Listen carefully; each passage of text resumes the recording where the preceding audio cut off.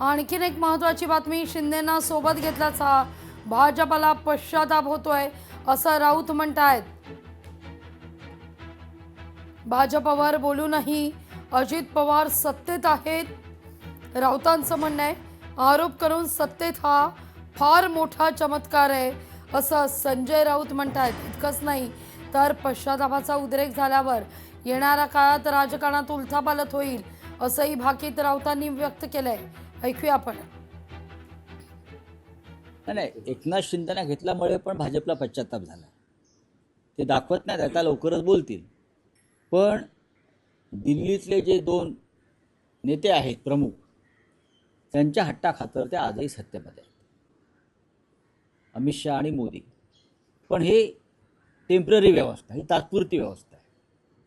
पश्चाताप दिल्लीलाही होतोय आता, पण त्यांना काही दिवस ढकलायच्या, खास करून महापालिका ढकलायची.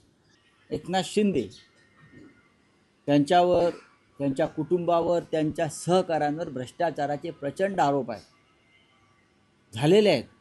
त्यातल्या काही लोकांवर ईडीची कारवाई झालेली आहे, सुरू आहे. तरीही ते आरोप करणाऱ्यांबरोबर सत्तेत आहेत.